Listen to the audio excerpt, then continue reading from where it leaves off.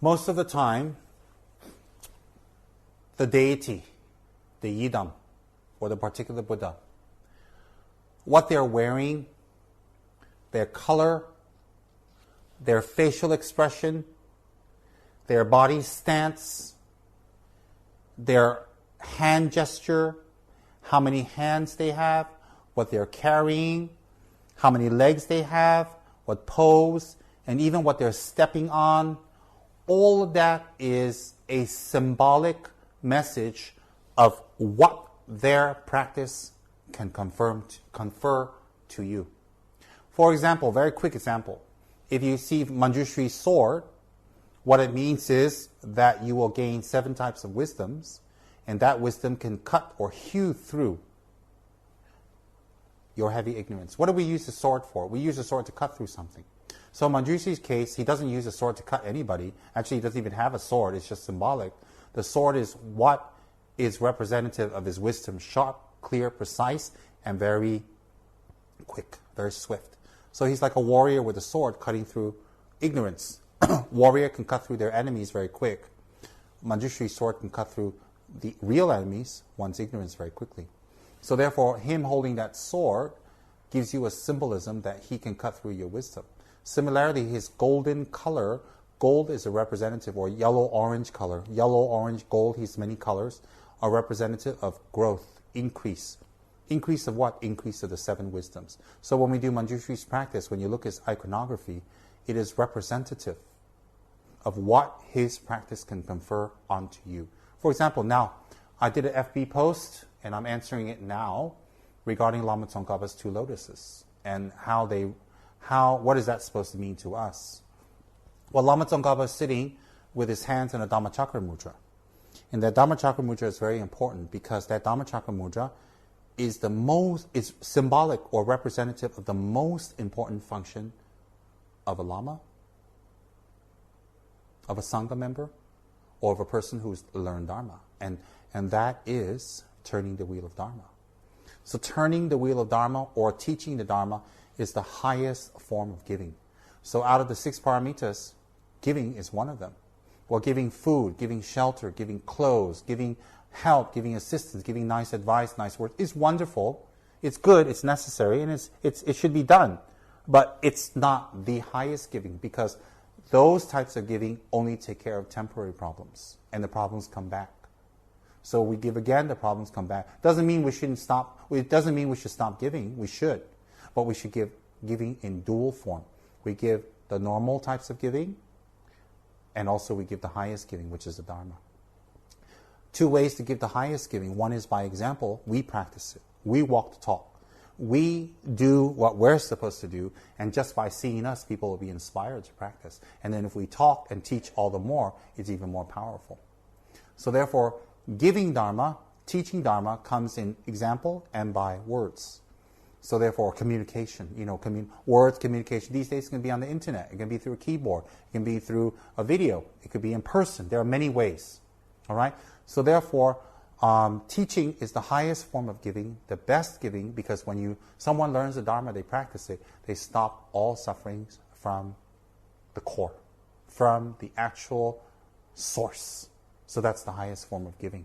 So therefore, the best job that a Lama should be doing, or the most highest job that a Lama can do, is conveying the Dharma to others. Hence, Lama Tsongkhapa's main job in his life, main function, or the main activity he did among many enlightened activities that he has done, is teaching the Dharma. And because of him teaching the Dharma, we have Ganden, Sera, Drebong, Tashi Lompo, Amdo, Tashikil, hundreds and hundreds of great monasteries, and so much teachings that people practice and become attained through. It was because of his activity of teaching. So Lama Tsongkhapa was very kind to us for teaching the Dharma. Therefore, when we see this mudra that Lama Tsongkhapa is holding of teaching, it represents that when we pray to Lama Tsongkhapa in this form, because he has many forms, some he's not in the teaching mudra, some he's not. And when we pray to Lama Tsongkhapa in this form where he's teaching, we gain the merits to receive teachings and understand the teachings, and in the future we plant the seeds that we may also teach others. So that's symbolic of this mudra that he shows you.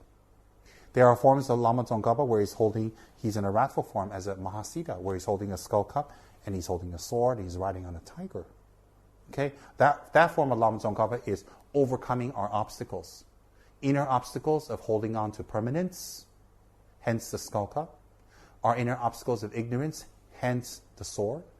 And that is symbolic of Lama Tsongkhapa. If we worship him in that form, it helps us to overcome our attachments to permanence. All right? So Lama Tsongkhapa in this form, which is the one that we normally see, in the Dharma Chakra Mudra, Dharma Chakra Mudra, or the turning of the law, turning of the Dharma Wheel Mudra. When we worship Lama Tsongkhapa in this manner, it is predominantly we gain the merits to hear the Dharma, to practice the Dharma, and to absorb the Dharma, because he's in this form. And on top of that, we plant the seeds that in the future we will be able to convey the Dharma. So when we make offerings and incense and prostrations and solicitations and propitiation to Lama Tsongkhapa in this form in the Dhamma Chakra, we collect the merit that we can always listen to the Dharma in the future. Okay? And practice. Then from here, he holds a stem of a lotus that goes here and opens up at ear level. The lotus is white with a tinge of red, representing great bodhicitta and realization of shunyata. Okay? So what happens is the color mixed is great bliss and voidness. The ultimate aim of Tantra. Great bliss and voidness, the only beings that have this is a fully enlightened Buddha. So the lotus represents, the coloring of the lotus represents the achievement of Buddhahood. In Tantric terms, emptiness and great bliss. And then the lotus is open and wide, representing that with bodhicitta, with the realization of shunyata, with great love and great compassion, bodhicitta and shunyata, one rises above ordinary beings. One rises above one's ordinary conceptions. One rises above one's ordinary perceptions, conceptions. One rises above ordinary attachments. Why? With the realization of bodhicitta and shunyata, you totally eliminate wrong perception,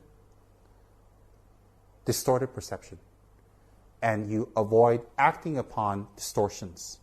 When you avoid acting upon distortions, you avoid distorted karma and distorted results. So therefore, that lotus is very symbolic of that, very powerful. And then on top of that, you have a sword, and the sword of Manjushri. Again, the sword confers 7 types of wisdoms, and the reason Lama Tsongkhapa has that sword is it is telling you that he has become one. He has merged with his meditational deity, Lord Manjushri. So therefore, everything that Manjushri represents, wisdom, teachings, attainments, immortality, timelessness, bodhicitta, skillful means, everything that Manjushri represents is represented by that sword. So when you do Lama Tsongkhapa's practice, you will be blessed with all of Manjushri's qualities. Very powerful. Then on the left side, same lotus, another lotus, same color. On top of that is a Dharma text. The Dharma text is representative of all the 84,000 teachings that Buddha has given us, condensed into the wisdom, perfection of wisdom sutras. And when we realize emptiness, we're out of samsara. We're out of all suffering. So all the 84,000 teachings are condensed into this Dharma text that is on Lama Tsongkhapa's lotus that he's holding, representing that Lama Tsongkhapa has realized all of Buddha's teachings. Not only realized, he has fully accomplished and he has fully attained the results of these teachings. So whenever we study Lama Tsongkhapa's teachings, whenever we contemplate on Lama Tsongkhapa's teachings, whenever we think about Lama Tsongkhapa's teachings, whenever we meditate or we do retreats on Lama Tsongkhapa's teachings, we will achieve enlightenment. And on top of that, when we do Lama Tsongkhapa's practice, it blesses our mind to gain the wisdom, to open up our intelligence to understand Buddha's teachings, to gain the realizations, to go to a higher level, to become enlightened, in fact. So when we have this Dharma text here, and we have this wisdom sword here, Lama Tsongkhapa's practice will confer on you the very qualities that the Dharma text and the wisdom sword represents. So therefore, just these two symbolisms have so much power and blessings. So much blessings. So imagine the other parts of Lama Tsongkhapa's body, which we will talk about slowly in the future. All right? So that's a small little explanation for all of you. I've seen many of the things that you have written. I agree with them. I think they're wonderful. I gave you a short, sweet explanation. There's much more, but I think that'll be enough so it doesn't become mind-boggling. All right? So good luck. Please practice Lama Tsongkhapa. Please do Lama Tsongkhapa's Guru Yoga. It's very, very beneficial for you in many ways. Thank you.